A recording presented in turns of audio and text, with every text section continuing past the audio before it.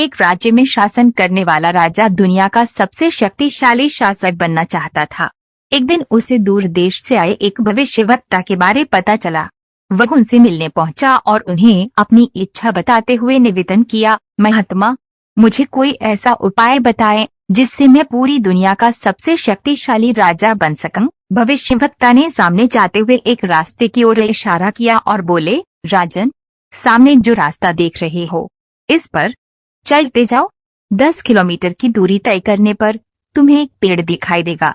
उस पेड़ पर चमत्कारी फल लगते हैं।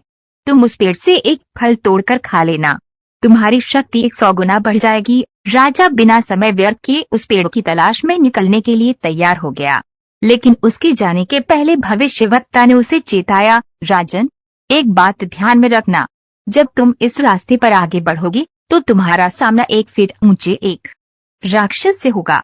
तुम उसे मार देना, तभी आगे बढ़ना, अन्यथा वह तुम्हारा आगे बढ़ना और पेड़ से फल तोड़ना मुश्किल कर देगा। राजा ने हामी भरी और भविष्यवक्ता से आज्ञा लेकर उनके बताए रास्ते पर चलने लगा।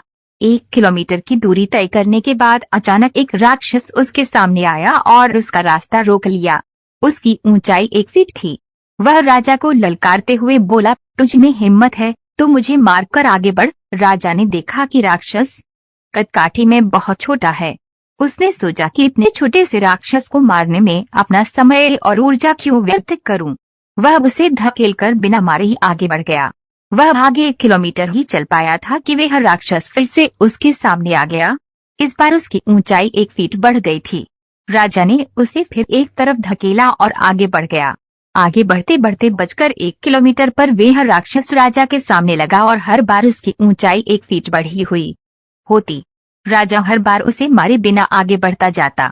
जब राजा भविष्यवक्ता द्वारा बताए पेड़ के पास पहुंचा तो राक्षस फिर से सामने आ गया।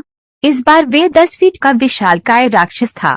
जब उसने राजा को फल तोड़ने से रोक दिया, तब राजा को भविष्यवक्ता की चेतावनी याद आई कि राक्षस को मार देना, अन्यथा वह तुम्हें फल तोड़ने नहीं देगा। अब राजा एक पास युद्ध के अतिरिक्त कोई चारा नहीं था।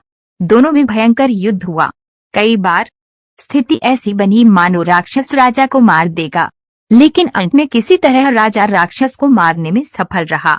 फिर उस चमत्कारी पेड़ का फल तोड़कर खाकर उसने चैन की सांस ली। मूल लक्ष्य प्राप्ति की दिशा में जब हम प्रयासरत रहते हैं तो हमें कई बार छोटी छोटी समस्याओं और चुनौतियों से दो चार होना पड़ता है।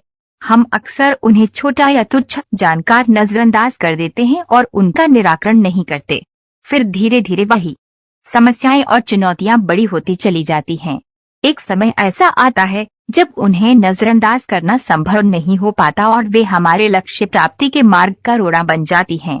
कई बार उस रोड़े को पार कर पाना हमारी बस से बाहर हो जाता है और कई बार उन्हें सुलझाने में हमारा बहुत समय और ऊर्जा बर्बाद हो जाती है। बाद में हम पछताते हैं कि हमने पहले उसका समाधान क्यों नहीं निकाला। इसलिए बाद में पछताने से बेहतर है कि समस्याएं शुरुआत में उस वक्त ही सुलझा ली जाएं जब वे छोटी हों।